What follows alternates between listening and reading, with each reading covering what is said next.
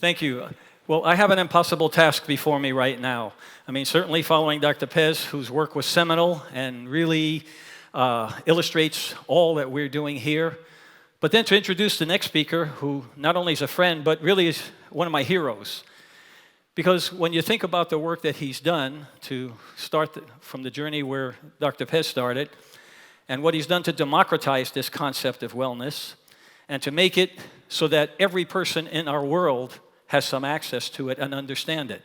And you think about this, that 500 years ago, Ponce de Leon came to this country, and he was looking for the fountain of youth. And what our next speaker told us was the fountain of youth is within all of us, if we choose the right lifestyles. And he's an accomplished, world-class cyclist. He's a publisher, he's a producer, he's an author, and he had time to study many more communities and bring us this information that expanded the ideas of blue zones, but really democratized it so that we understand. And so we owe Dr. Pez a great deal of admiration for his insightfulness. And for Dan Buettner, we owe him a great deal because he's really transformed this and really brought it to every home so that they understand the importance of wellness. So please join me in welcoming Dan Buettner to the stage.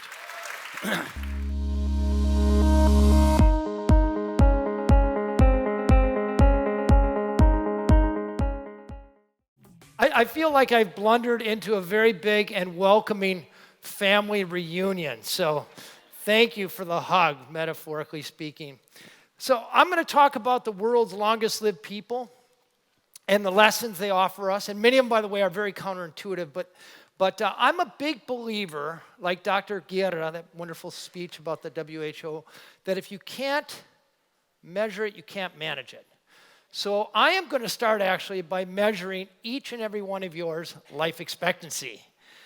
And your job, I'm going to ask you 8 questions. Your job is to raise your hand for the questions that apply to you, and then the hard part, remember how many times you raise your hand. So they start easy and they get hard. Raise your hand if you sleep at least 7 hours a night, most nights. Last night doesn't count. 7 hours. Wow, fairly well-rested bunch. Raise your hand if you move at least 30 minutes a day. It doesn't all have to be on Techno Gym, but it can be walking, it can be gardening. All right, most of you, ambassadors to the industry.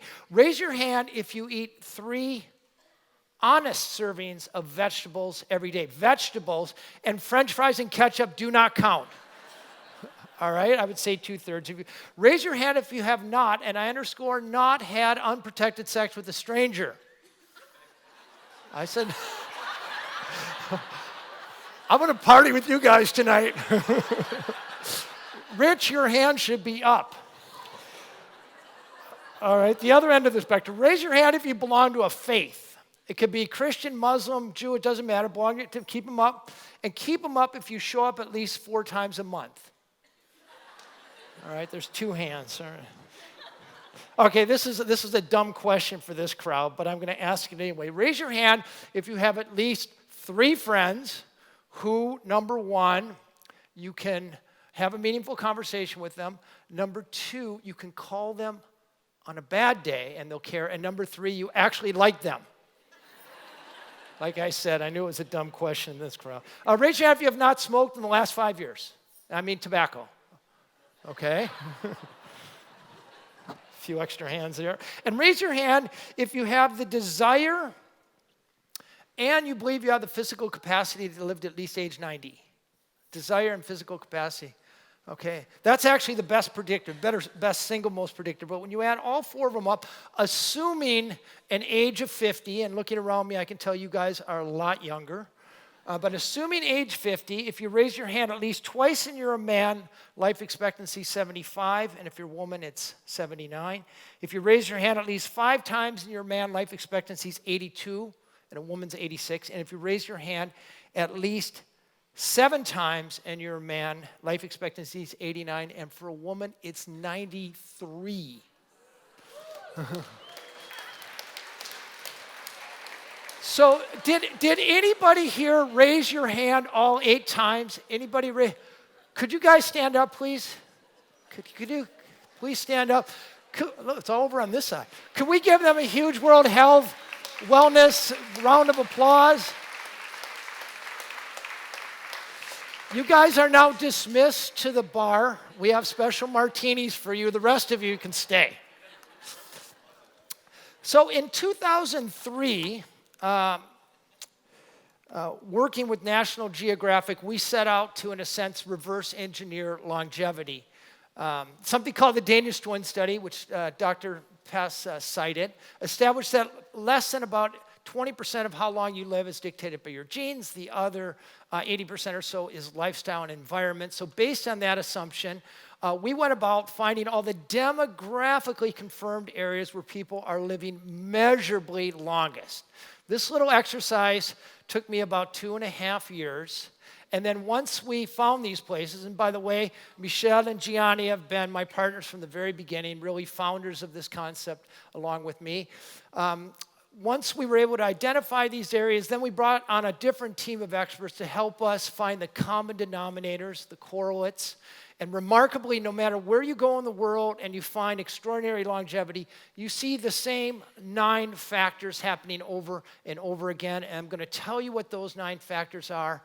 But first, since I have the benefit of National Geographic photography, I thought I'd quickly take you to each of these 9 blue zones areas and give you a feel for what it's like to be there. So, of course, the first place we stopped was Sardinia, not far from here, about 200 miles or 200 kilometers off the coast of Italy. Not the entire island, but just this area where Gianni points out. This is actually an area where a Bronze Age culture lived, and they were pushed up there by the Romans about 2,000 years ago, so not like the coast of Esmeralda. And Gianni was really the first to identify extraordinary longevity, a great inspiration and great friend. I would argue one of the best longevity experts in the world, and I'm not just saying that because he's my friend, but because he's made an original finding and he is better prepared, has a better sort of all-encompassing understanding of centenarians than anyone I've met in the last 20 years studying longevity.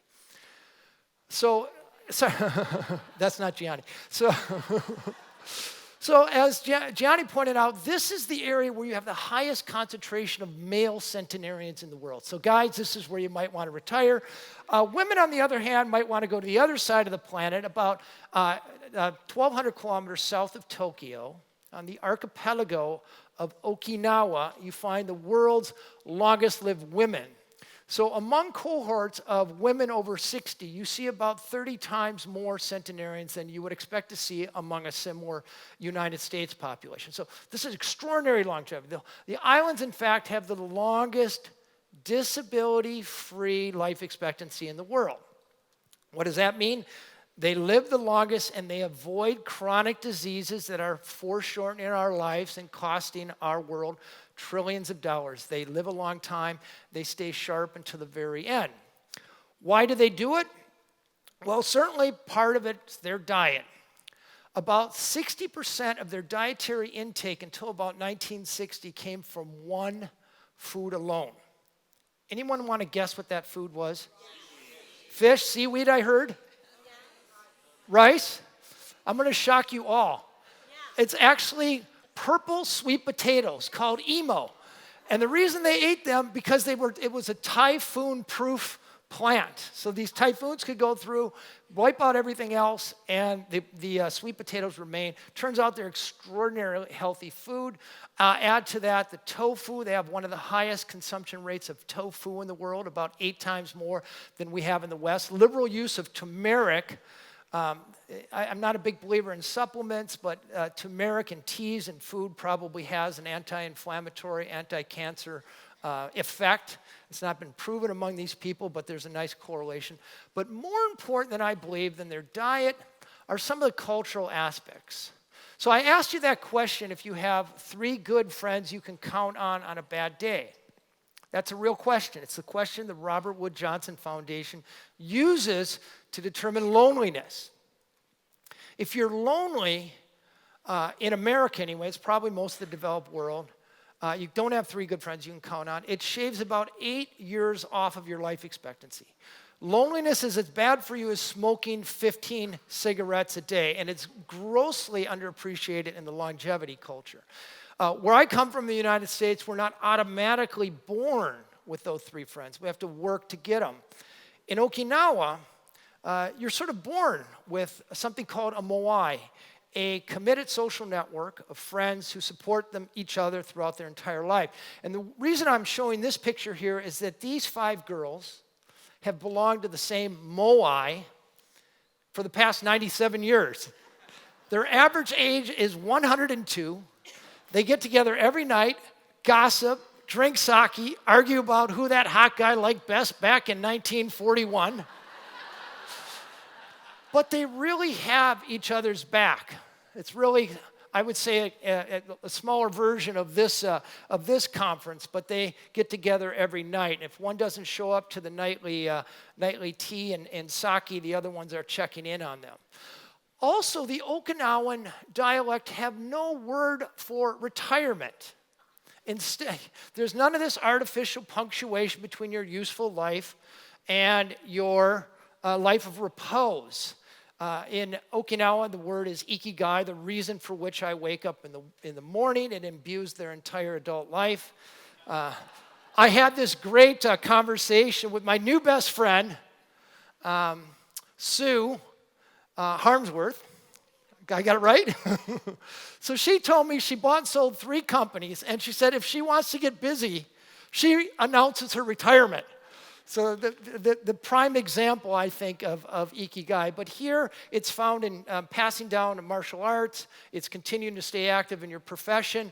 Or in the case of Kamada-san, a 103-year-old spiritual leader, it's found in her great-great-great-granddaughter. These 2 girls are separated in an age by 101 and a half years. So my editor at National Geographic, a very clever editor, been there around forever, Peter Miller, he said, you have to find the blue zone in the United States.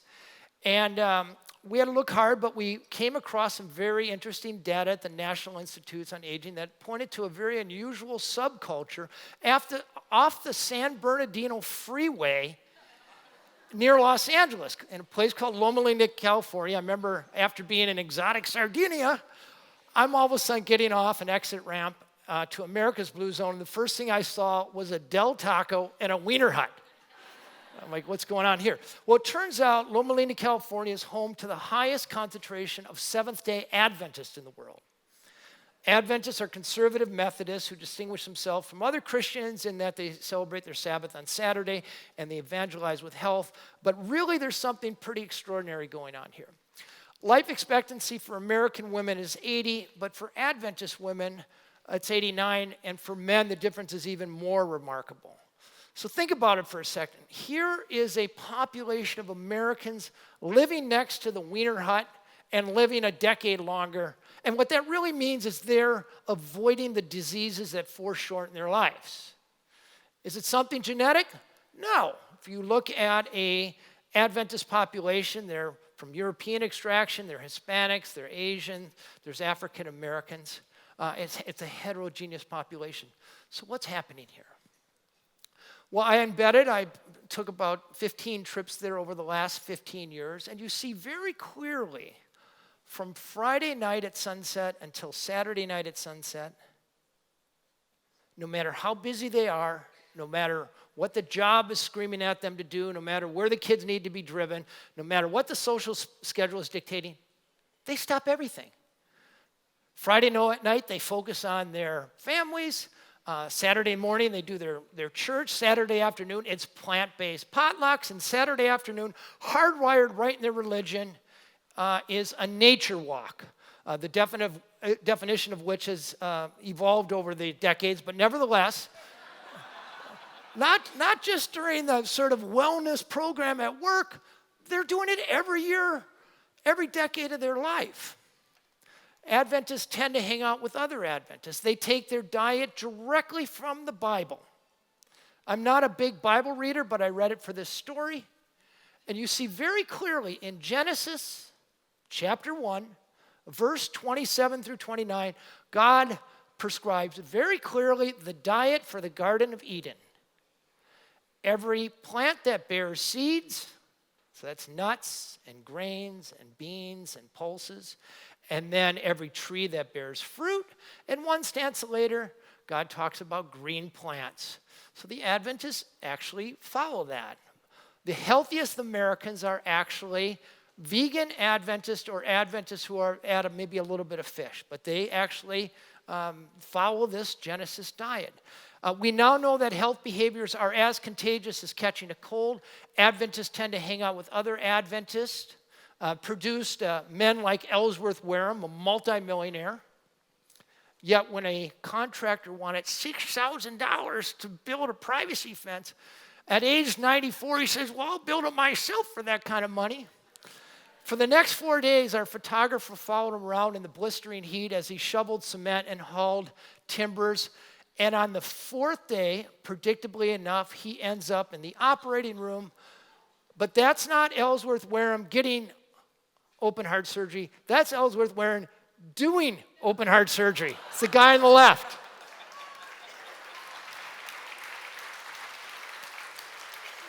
I somehow see Rich Carmona doing something like this. Or this, a 106-year-old cowboy who starts his day with a swim, and on the weekends he puts on the boards.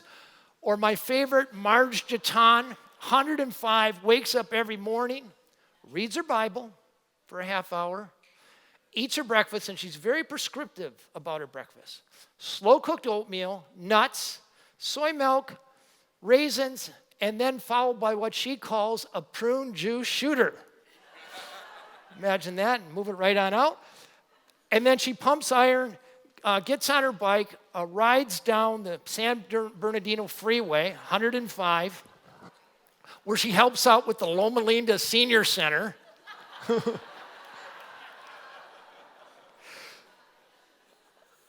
You guys don't know this about me, but I've actually led 17 fairly hardcore expeditions for National Geographic, including crossing Siberian bogs, across the Sahara without sunscreen. But I can honestly tell you, the most harrowing adventure I've ever had was riding shotgun with Marge Jaton. Stranger is a friend I haven't met.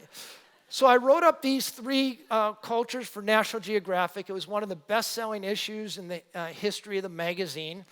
And like a good explorer, I never had any money before doing this. I all of a sudden made some money. I wrote the first Blue Zones book, which, by the way, is not really a geographic term as much as it is a lifestyle. It embodies the common denominators of, it sometimes uses geography, but we try to make it a bigger, more embracing idea.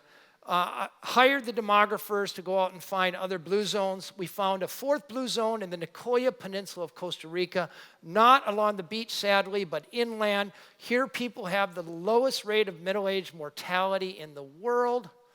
They have a very, I would argue, the best diet humans have ever invented because it's so simple and delicious, made of 3 simple ingredients: corn, which is ground into these beautiful tortillas, a variety of beans, which are made delicious, and then a type of squash. And when you combine these 3 foods, you have complex carbohydrates, trace minerals, and all the amino acids necessary for human sustenance. They spend 1/15 the amount we do on healthcare, and they get more people to a healthy age 90 than any place else in the world. A great example for policymakers to pay attention to. And finally, our last blue zone on the island of Ikaria, Greece, not far from Turkey. Actually, a week from today, I'm going to be in a very interesting, aspiring blue zone called Kamalaya, just a few miles from here.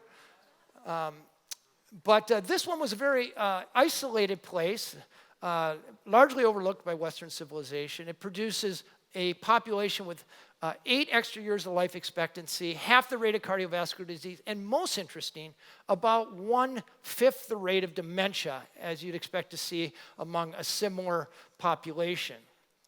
Part of the reason, I argue, it's the most strict version of the Mediterranean diet in the world, several herbs that lower inflammation and serve as diuretics, and like every blue zone, people grow their own food. I like to tell the story of this guy here, the short little guy to the right. His name is Stamatis Moriitis. He moved to America, hard worker, got a job as a painter, married a Greek American, bought a house in the suburbs, bought a Chevrolet. But at age 66, he started getting sick. He went to a doctor. 3 doctors all gave him the same diagnosis, terminal lung cancer. He'll be dead in 6 months. So instead of dying in the U.S., he moves back to Nicoya, moves in with his parents, starts breathing the air, drinking the wine, eating the diet, reconnecting with his friends, reconnects with his religion. After 6 months, he's actually feeling pretty good. And he plants an orchard, grapevines. And he says to himself, I'm never going to be alive to see these, but my wife will. And when she picks these grapes, she'll think of me and remember me. Well, to make a long story medium, 34 years later when I met him, he was producing 200 liters of wine from that little vineyard, all of which he drank. So being a good journalist, of course, I asked Mightius, what is your secret to longevity? And I was pretty sure it was not his ability to match plaids. And he said, I don't know, I guess I just forgot to die. Which sounds flippant, but here comes the counterintuitive part. He actually hit the nail on the head.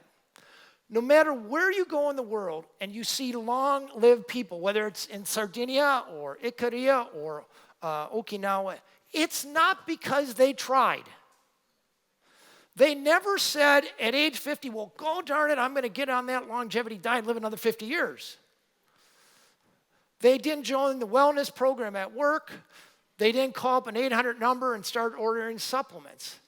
The big epiphany here was that longevity is not something that is successfully pursued. It ensues. It is the product of the right environment. The environment that makes the healthy choice the easy choice. So no matter where you go in the world and you see long-lived people, number one, they're not exercising. Sadly, they don't have techno gyms. And by the way, I think techno gyms are the best gyms in the world. I use them all the time. But fewer than 20% of Americans get enough exercise. In blue zones, every time people go to work, to a friend's house, when their kids go to school, it occasions a walk. They have gardens. Their houses are not full of mechanical conveniences. They are nudged into movement every 20 minutes. So they keep their metabolism high. They burn more calories. They suffer the same stresses that we do, but they have sacred daily rituals to reverse that stress and inflammation through prayer or naps or happy hour. They have vocabulary for purpose, which adds about 8 extra years of life expectancy. They do drink a little bit. I wrote another book called The Blue Zone Solution, which you can see out in the lobby there, but we spent 3 years to do a meta-analysis of what people in blue zones really eat.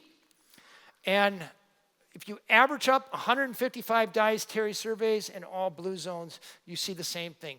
90 to 100% plant-based, very high carbohydrate diets, complex carbohydrates. Grains, greens, tubers, nuts, and beans are the 5 pillars of every blue zone diet in the world.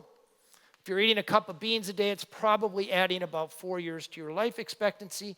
They do eat meat, but fewer than 5 times a month. Less fish than you might think. No cow's dairy. And when it comes to drinking, it's water, tea, coffee, and a little bit of wine. Very Italian in that. They don't focus on what they eat, but different strategies to keep from overeating. They eat a large breakfast, medium-sized lunch. They eat with their family. There's no electronics in their kitchen. And then the foundation of every blue zone in the world is they keep their family nearby, keep their aging parents, invest in their kids and their spouses. They tend to be religious, and probably the biggest thing and the biggest takeaway is they surround themselves with the right kind of people. We now know that if your 3 best friends are obese and unhealthy, there's a 150% better chance that you'll be overweight. So what your grandmother maybe used to tell you, that show me your friends and I'll tell you your future, no place is it more apparent in blue zones around the world.